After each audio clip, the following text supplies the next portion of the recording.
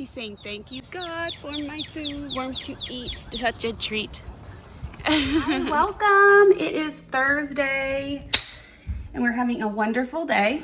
We've been outside quite a bit, and I'm going to prepare dinner. We're going to make a ham. If you don't make ham for one of your meals, I don't know.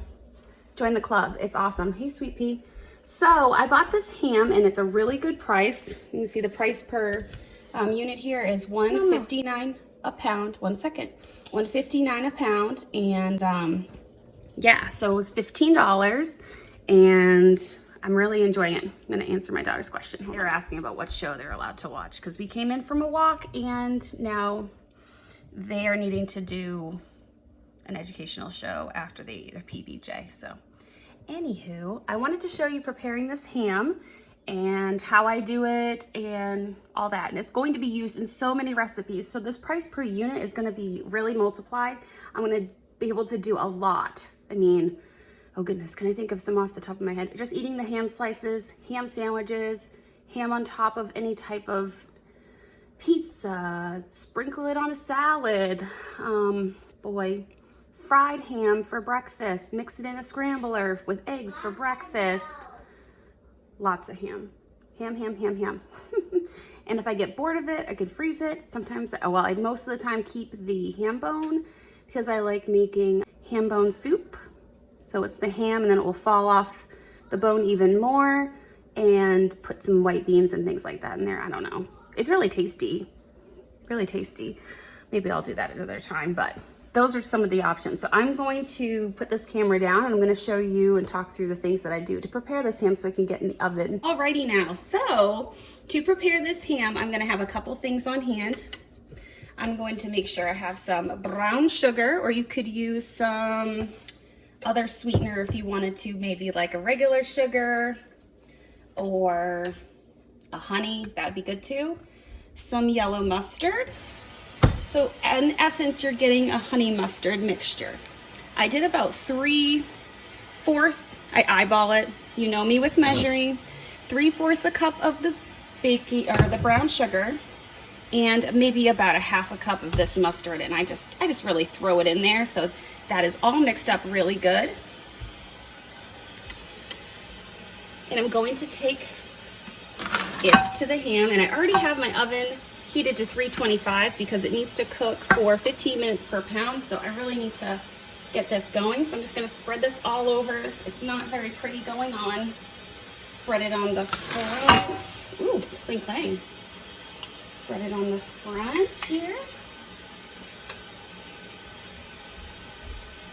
I don't know exactly where I found this recipe, but because this is not a spiral ham, it doesn't have all that stuff on it all to begin with, or the package that you would buy. So I'm just spreading it all over, trying to use every bit. I'm not using a brush, I'm just using, a little spatula. That works just fine. Use the tools that you have. If you have a brush, go right ahead. I do, but I like this better. Okay, so our ham is spread. Okay, and she is going to go in there. I'm not going to cover her per se right now. Maybe towards the end of the cook if I see that she's getting a little crusty. But I'm going to put her in the oven right now. Gotta change our wraps.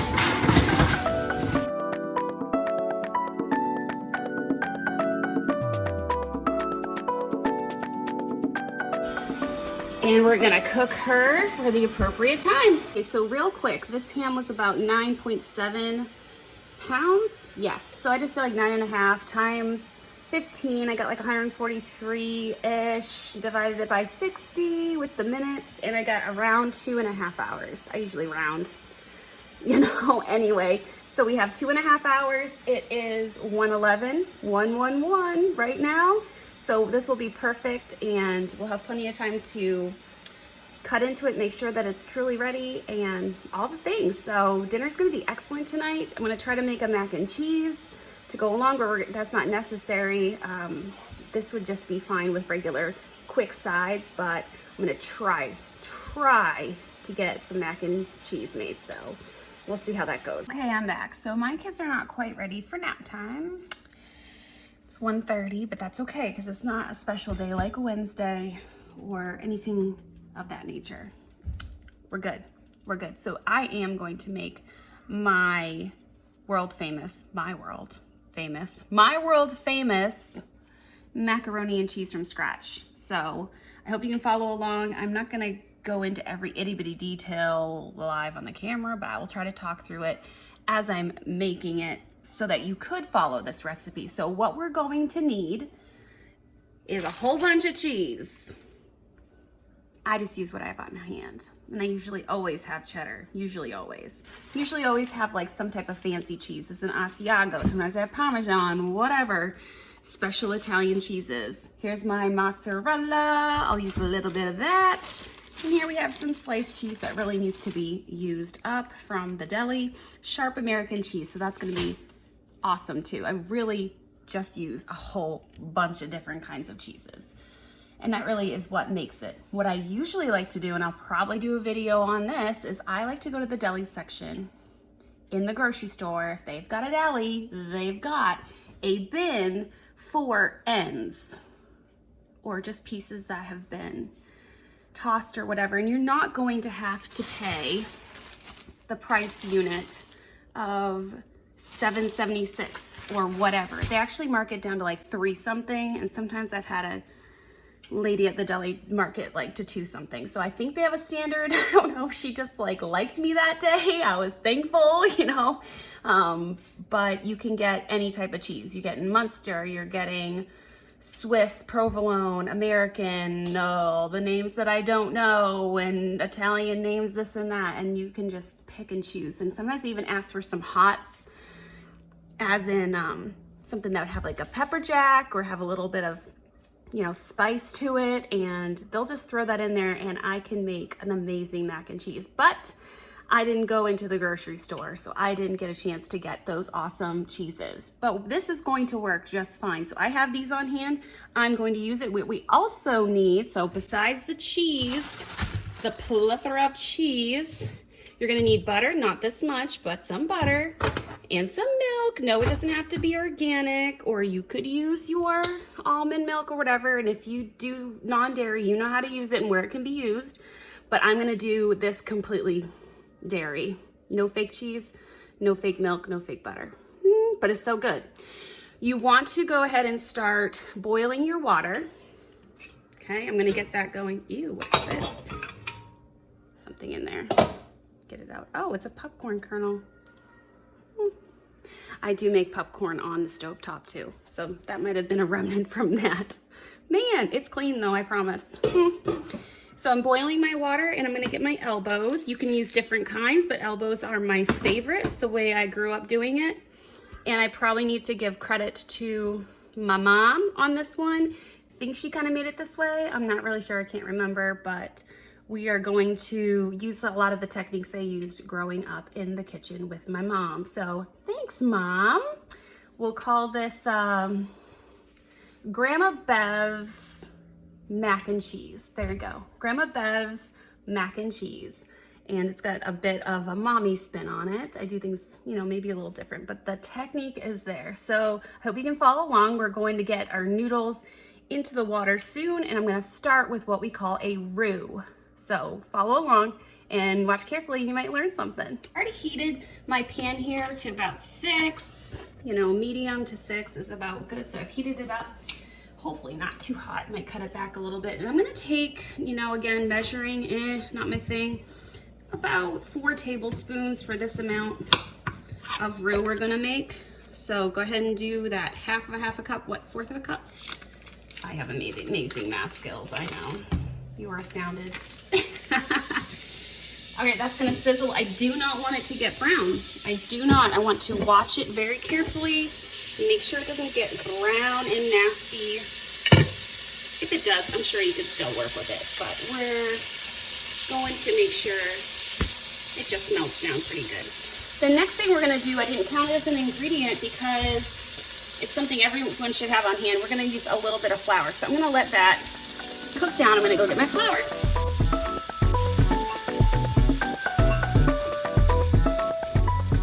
Okay, I'm back. This is about 1/4 of a cup of flour. So once this gets down, I'm going to put this in here. Let me grab a whisk. This is what I'm going to use most of the time, so I'm going to pick my bigger whisk to work here. All right. Sprinkle that flour in there. Here's where you get your roux. Your roux, my definition, is fat. Could use coconut oil, a whole bunch of other things, oil of any kind really, with the flour there. Some bonding agent. All right, so it's a little bit chunky, but you're gonna want to wait just a tad for that to break down and get a little bit more creamy. I actually might add a little bit more butter. I might have overdone it on the flour. Again, I told you, measuring, not my thing very much. Yeah, I'm gonna add a little bit of butter, only because I didn't seem to maybe get that ratio very good. Maybe I burnt it off too much. Add a little bit more. I just eyeball it. You want to be specific for what I'm doing. I just did another tablespoon, pretty much. I'm gonna let this combine.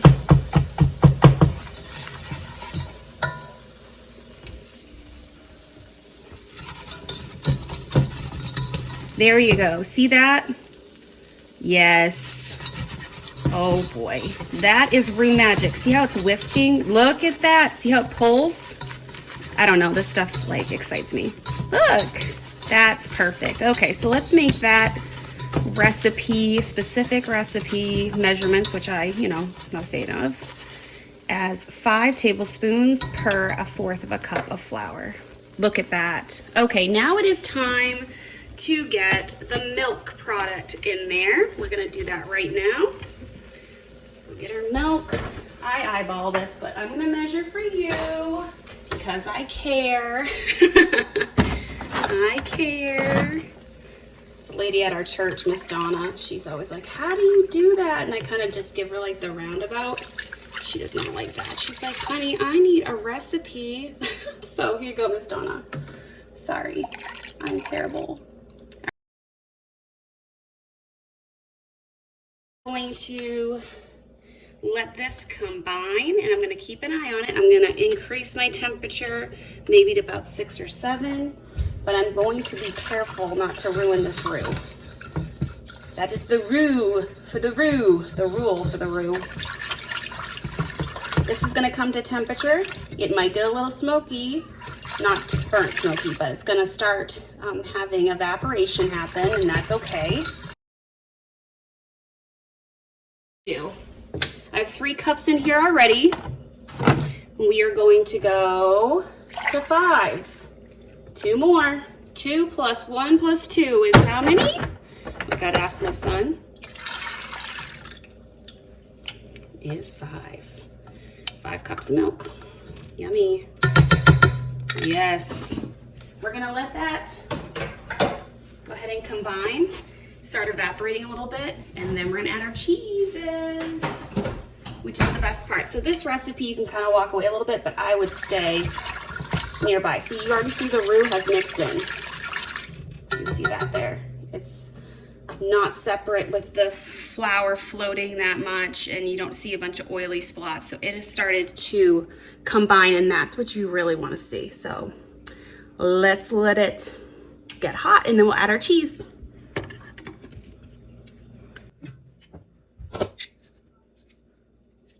We got 4 cups. And I'm going to use 2 of it. So we've used 2 cups of that.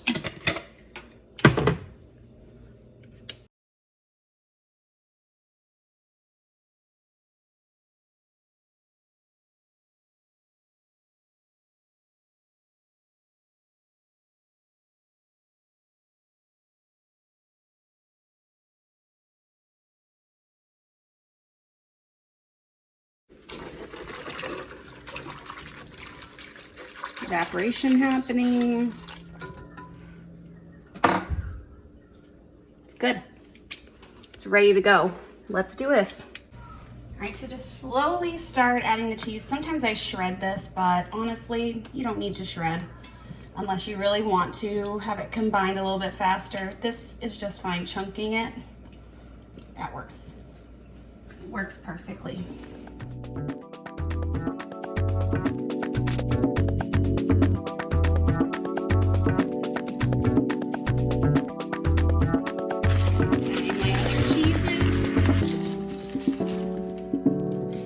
The deli too, if you're wanting to just get like regular cheese like this, just a tip, like go into the deli counter and you're like, I'm gonna make mac and cheese, go ahead and get a chunk of whatever you want. If you want to pay the full price or if you want to get the ends, whatever you choose to do. My mom used to say, you know, up to her thumb, you know, like about an inch or something, she'd say about this much, you know, from my knuckle up, of American provolone Swiss or however, whatever amount or different types of cheese that you want. Usually you want like a sharper taste, a medium mild, and like almost no taste with just stickiness, like a mozzarella or a, not really Swiss, what would be another one? Anyway, something like that to have that consistency when you melt it down. So just a tip when you're going to the deli counter, so they don't have to slice like every single thing like sandwich style to say you just want a chunk of this, so they just run it through their cutter and they can do those chunks. So just little tips so you're not wasting their time. Maybe they do the whole slicing and then you're like, I'm just using it for mac and cheese, and they're probably like, oh my word, lady. Anyway, just in case, or get it sliced and use it wherever you want, but just a tip if you're gonna go to the deli for that purpose. All right, so we're still combining our cheese. Oh, look at this. Ooh, that's perfect. You want to stay nearby, but it really isn't a super high maintenance thing. Okay, you just want to keep that temperature up. You want it to keep evaporating. Thus the five cups of milk. Okay, oh, it smells so good. Oh, it smells delicious. I'm gonna keep adding the cheese.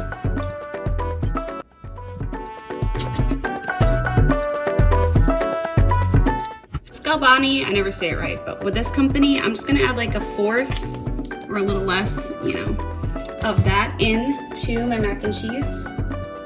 And as you see, my tripod got higher. I just found out that it went higher. Isn't that funny? The stuff you don't know. I was like, why does this telescopic thing look like it goes higher? And I'm like, this is just a pleasant surprise. Anyway, adding this cheese in. It's nice that I figured that out better for you guys to see with. Oh boy, this is really stringy. Okay, I haven't necessarily had some cheese yet, so this is mine. The perk of, sorry, I'm eating with my mouth open. The perk of cooking is you can have snacks throughout, you know. It's so good. So good. So I'm still tending to my cheese. All right, so we're getting some good consistency here. Look at that. It's getting very thick, which is wonderful. Oh, that's gonna melt up so good. So give it a good stir. And then what is most important about this recipe is to enjoy yourself and get yourself a coffee. Yeah, that has nothing to do with the ingredients.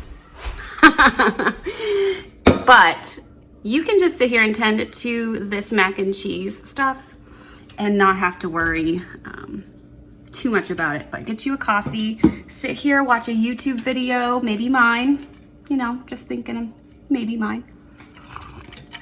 While you're making mac and cheese with me, just put it on. You're completely welcome to visit with me. But I'm gonna have my coffee and tending to my mac and cheese sauce at the same time.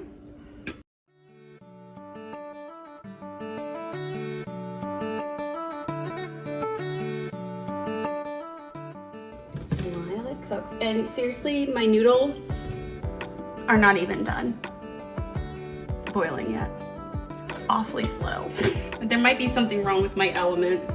I don't know, but I'm going to try to get this going so that I can go ahead and finish this mac and cheese and doesn't have to wait in line for noodles. Okay, so update on the ham. The ham's doing great.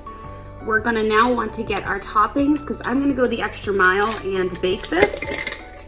it doesn't have to be baked. You could just have the sauce over the noodles and go for it and just, you know, go for it. Just like a box mac and cheese, you got the cheese over noodles, you're good. But yeah, another piece.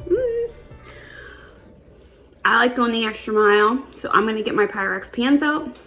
Got my breadcrumbs, and I also add a little bit to this. Again, not necessary, not essential, but tasty. And I like to add some seasonings to the existing Italian breadcrumbs that I have. Or you can just have regular breadcrumbs, crackers, pulverize an old piece of bread, dry a piece of bread on the counter overnight and pulverize it in your food processor. You don't have to have store-bought, but I had some on hand, so that's fine. We will use it. And I have some other ingredients I'm going to put in there. So Pyrex pans, waiting for the noodles, goodness, and still tending to my cheese sauce, Roux. I'm assuming I'm going to use this pan. I love this pan. It is small for my family. However, it works super well if you are going to put it into the freezer, right? Or if you're going to bring it to a friend, a good friend, a trustworthy friend, because you don't give your Pyrex to just anyone. Take that to heart, because they will not get your precious pan back. Anyway, yes, you can give as a gift to a friend. It freezes really well. I have a top for this. If not, saran, then tin foil, seal it, throw it in a freezer. You're welcome. And you can cook it after that, whenever you need something. But I usually go ahead and plan on having this much because it happens. It happens a lot, and I don't mind to cook ahead. Also frozen sauce before because I've made too much, and that's always helpful too because you could just melt it over the noodles if you're gonna make it again and you already have your sauce done. So that's another thing to think about. I turned up the temperature of this to about 6 or 7 because I really wanted to have that consistency. I think the Asiago is struggling a little bit, lagging behind, and it's still a little not as combined as I would like. So I have the time to just keep checking it and stirring it and so on, drinking my coffee and waiting. Behind the scenes, I am putting all the cheese away, getting my stuff ready for the next thing. You're gonna wanna get some garlic powder, onion powder. Sometimes I like to add some other things, but I think that's what we're gonna do today, to add to the top of our macaroni and cheese as we bread the top and get it ready to bake. Again, our oven, if you remember, is at 325. Our ham is in there, so at the end, when I need to put my baked mac and cheese, is gonna be baked after that. Just throw it in there and increase the temperature a little bit to like 350, 375. Either way, it works, and I just keep an eye on it until it starts bubbling. I don't want it to bubble over. Just want to get a nice crust to it and to bake in that cheese into the noodles a little bit more than just spreading it over the top. So it really brings it over the top when you cook it this way. So that will be exciting. And my temperature only needs to be increased just a little bit. And yeah, cooking two things at once, it really helps. It really helps to combine your shift cooking. So I'm gonna like that. Our sauce is kind of getting away from us here. Let's check this out. All right, ooh, it's getting shiny. I don't know if you can see. It's getting more shiny. I'm gonna cut this off. The residual heat will help. Do not want to burn this precious sauce. Oh, it's good. It's good. I sometimes like it a little bit thicker, but you know, this is just fine. It always works out. It really does. So this is settling down. Good. Perfect. That cheese is getting everywhere. Let's see. There we go. Yep, and our noodles are still taking forever. So I don't think I'm going to use this element again. It's really annoying. Not quite ready. Don't understand. So we might be waiting on noodles, but oh well. That's fine. It is what it is, and we're gonna work with it. Oh boy. We've got some crazy kids. So my sauce is done. You saw that. My noodles are finally boiling. So here's the thing. I think that element's gone because once I moved it, hey buddy, you wanna say hi? Say hello. Hello.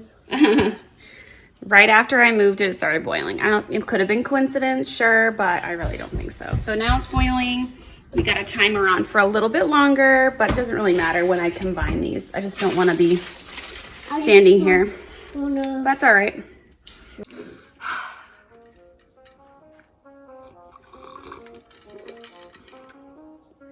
You know when you're a mom and busy, or any other season of life and you're so busy, that when you get to sit uninterrupted, not really sit, stand uninterrupted for like a couple minutes straight, and you're like, ADHD kicks in, your mommy HD or whatever kicks in, and you're just like, I know I need to be doing something. What's going on? Like, waiting.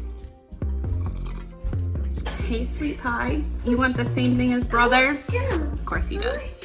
You want some too?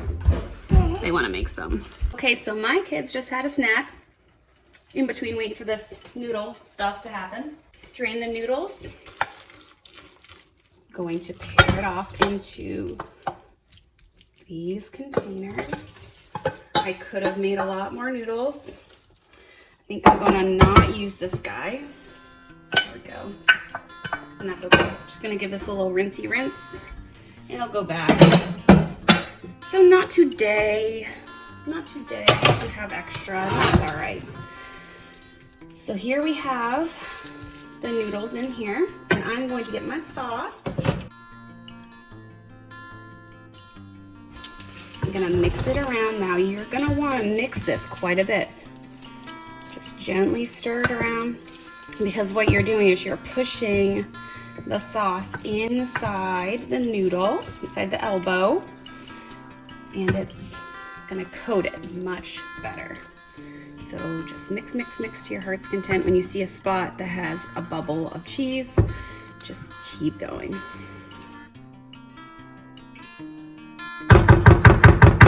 Just fine, and that's with me. This is just fine. Okay. Here I've got a lot of sauce left, so I'm probably going to save that in the fridge until it's needed. It could even be used for, boy, like, oh, what's the name of it? Like a cheese sauce. I don't know what they would call that special Italian name. Anyway, like a cheese sauce for like some noodles for like a fun night. You could just go ahead and put it over with like chicken or ham pieces. That sounds really good. Cheese sauce over a noodle with ham pieces.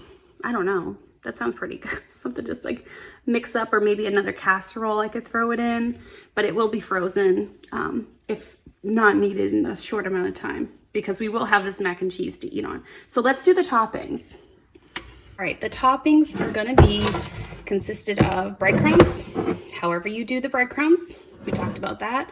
Garlic powder, onion powder. So I start here and I just dash it on. And if you don't, oh boy, well, you know, there you go. I just go ahead and throw it on there. Apparently that's overworked. I know how you feel, Mr. Onion Powder. Anywho, garlic. I like being a little generous with the garlic.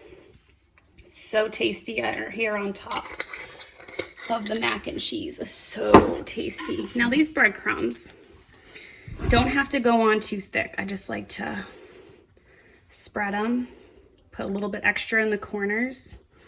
Oh, looks like it's a little, here we go. Oh, mercy. Oh well, that's okay. The floor's not clean. We have to get to it. And I just take my hands, you could use a spoon or a spatula, but my hands are clean. I'd feel just fine touching it. And I pack it in to where it's needing some extra coverage. You know, kind of like foundation on your face where you need more coverage. That's what I do right there. All right, so you can even pack it in even more. And as long as nothing's sticking through, you're just fine. There we are. Woo! Fantastic. Now this beautiful baby is going to be sitting over here until she goes in the oven. Okay, she's a bit warm. I don't want her to scald anything, so we're just gonna put her on those. You know what? I didn't get the floor too dirty. Yay, go me. Might go without saying, but I'm gonna say it anyway. Your in-between time, yeah, sip your coffee or whatever, but clear your counters. Put your cheese away, put your milk away, and all that stuff so you're not getting frustrated in the kitchen. A tidy kitchen's a happy kitchen. A tidy kitchen is a productive kitchen with good food coming out of it. Now, I'm sure you could work around mess and things like that, and I have my mess, you know, see? And I'm able to work around it, but it's not my workspace and it's not hindering my job at hand. So I don't have stuff all over my stove, and I don't have, that I'm not working on, that is. I don't have all of the ingredients that I use for every step of this entire process all over the place. I have put the honey mustard jar away. I put the container in the sink that was for the milk, and I put the whisk away and all that stuff. So just encourage you, you know, if you're like, I could never work my kitchen like that, you can. You can work your kitchen like, you can do shift cooking so easy. Making multiple things at one time, you can do it. And changing gears, changing the shifts of what you're doing, shifting back and forth. Shift cooking, I guess, is my own phrase I kind of coined. So if it's someone else's originally, I'm sorry.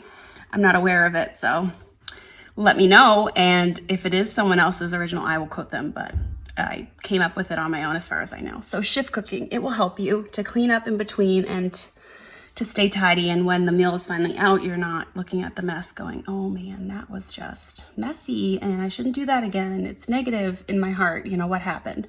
No, it should be a positive thing. So I do have some things that need to be cleared, especially that coffee. That needs to be cleared. Yes, I will tidy that up. Don't worry. But it looks like we've got 1 hour and 16 minutes on the ham. And our baked mac and cheese isn't gonna go in until it's like 30 minutes or so before the meal, maybe a little bit beforehand so that it can get out of the oven, kind of cool and pull together as it cools down for eating time. But I think I might put some tin foil. I know we're not supposed to call it that. Aluminum foil, tin foil. I'm just used to saying tin. Aluminum foil over the top so she doesn't burn and dry out a whole bunch. So I think I'm gonna do that right now. Okay, so she looks pretty good actually. You can see how it's kind of burning down here. That's okay. It's not going to affect the ham itself, but I'm going to get some tin foil and cover her up so that she's not going to burn. Okay, so we have the ham out. I'm so excited. She got a little singed in the bottom, but you know, that does not matter. She looks wonderfully juicy. Ugh. This is gonna be great. So I'm gonna keep her covered, but she's gonna sit out and she'll be ready to cut up. It is 3:56, so we're ahead of the game. 5 o'clock's dinner, tentative dinner time. So this is awesome. I have my macaroni and cheese in an increased heat oven of 375. I'm gonna try 20 minutes. It should be just fine. So there she is in there, beautiful. I cannot wait. It's gonna be so delicious. I'm thinking I'm gonna make some veggies for the side. I don't know if I want potatoes, probably not. The cool thing with the sides, like, you know, it's just an easy, quick fix. So I'm not gonna stress too much about it. So that's that. I'm so excited, and I'll probably have it plated up for you to see.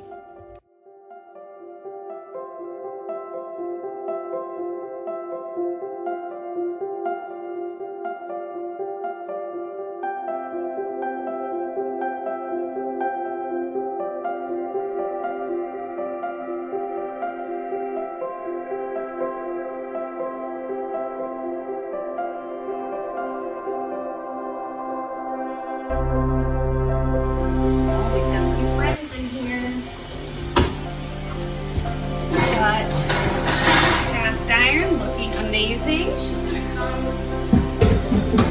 over there while I work. And apparently a pan that I didn't put away but washed and tried it in.